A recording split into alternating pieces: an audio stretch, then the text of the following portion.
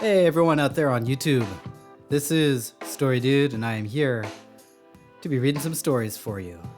Let's see what the internet has brought to our doorstep today. I am a 22-year-old female and I overheard my boyfriend's session. He wants me to keep the baby. What session? Like a Skype? Anyway. I'm just going to read it. Hopefully it'll make sense when I read. We've known I was pregnant for around 2 weeks. I'm approximately 9 weeks. When I told him I was getting an abortion, he simply said, okay, and kissed me. My boyfriend has therapy sessions, and I always leave the room when he does them. I nap a lot lately, as expected, and he did them right outside the room yesterday. I woke up during the middle of one of his sessions, and I admit I eavesdropped. I was hearing my name, and he told his therapist that I was pregnant. He wanted the baby, but I didn't, and although he's supportive, he can't help but feel sad. I just laid in the same position until he was done, so he didn't think I heard, but I did, loud and clear. I just don't feel confident in my decision anymore. I assumed that he was on the same page as me. Now that I know he's not, it changes everything. Hearing him go on and on and on about it for 30 minutes, my appointment is in a couple days, but I don't know if I can go through with it now. What should I do? Sounds like you should talk to him about it. And hopefully you guys can really talk it through. Because it sounds like you didn't really reach any, catharsis about it. You announced the decision. He said he agreed. Well, he maybe lied and said he agreed, and that was it. Maybe he just needs to talk through it before he's able to support you in your decision. He is allowed to his feelings. You are allowed to be sad too. Not hurting his feelings is not a good enough reason to choose to have a child. Sit down and have a serious conversation. Honestly, he sounds mature. He's not trying to change your decision. He's being supportive. Regardless of your choice, that's a sign of a good guy. Also, stop violating his trust and listening to his sessions. Yeah, probably shouldn't eavesdrop on those, but also, if you're going to have a session and you're going to be talking about other people, I think you shouldn't have them in the same room, or I don't know. I think you can't expect people not to listen in when you're talking about them. He can still feel sad about the decision and support you at the same time. He's working through his stuff and he accepts your decision. Don't have a baby just because not having it makes your boyfriend sad. That's not a good enough reason to bring a kid into the world. Can you even afford to have a kid right now? Absolutely. I think, OP, it's not about you changing your decision. It's just about you talking things through, and you'll be amazed at how much good that can do.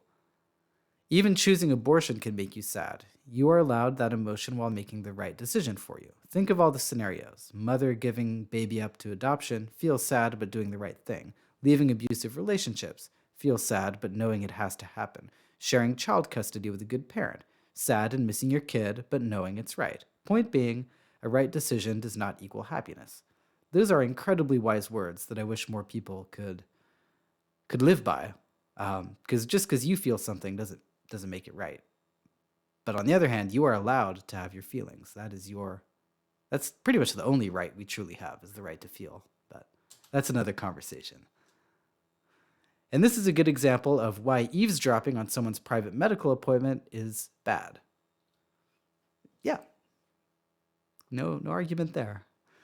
He can still be on the same page as you, but be sad about it. These situations aren't black and white. For example, even if he wanted you to keep it, he might feel more strongly about supporting you and what you want, so he supports you.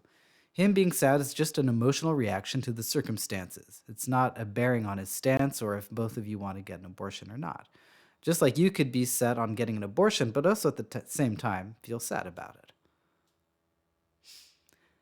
I'm a 24-year-old woman, and I think my sister, who's 25, is lying about her college degree. This past Christmas, my sister, who I hadn't seen in 2 years since she went away for school, announced that she had earned a PhD in psychology and business administration. She's been working on an undergraduate degree, but she explained she'd changed to an accelerated program that let her get both degrees at once.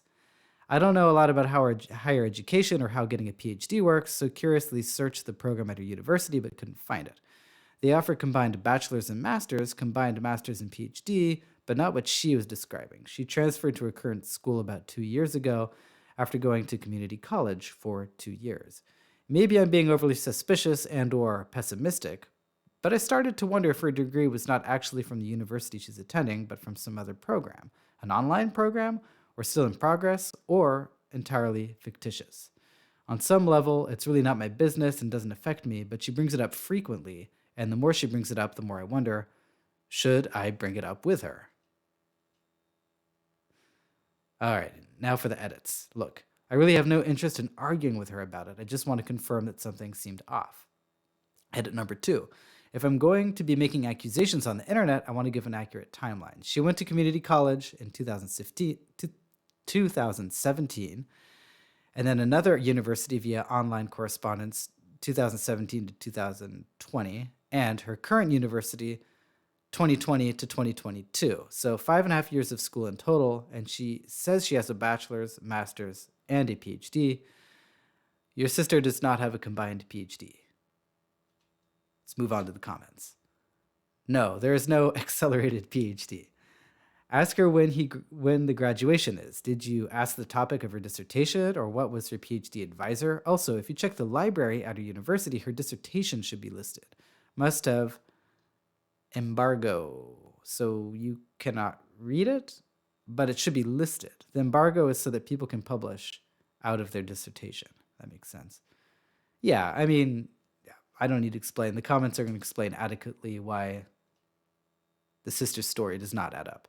It's literally impossible for her to have a PhD in psychology by age 25 if she spent her first 2 years in community college. That's not enough room in that timeline for her to have completed the mandated clinical hours and the graduate course certificates. And now that I think about it, it's possibly a crime to hold yourself out as being a medical professional when you're not, which is reason why you should probably confront your sister, because she obviously hasn't taken the ethics course where she would have learned about how serious it is to do that. I mean, you can get in a lot of trouble for pretending to be a doctor when you are not.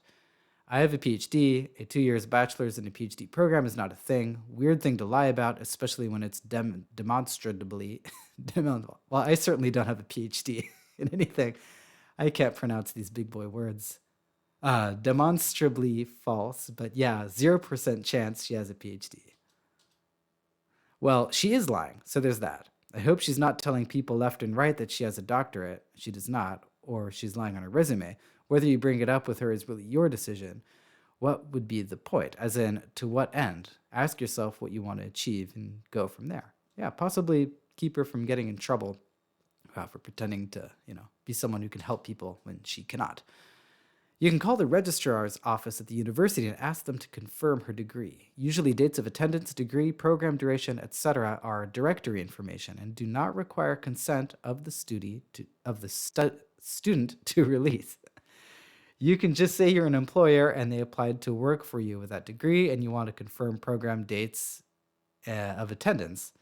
Yeah, but you're lying to discover the lie. Anyway.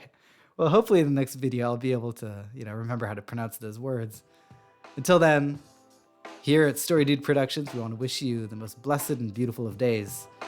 And we will see you again soon on our channel. And until then, be well and be good.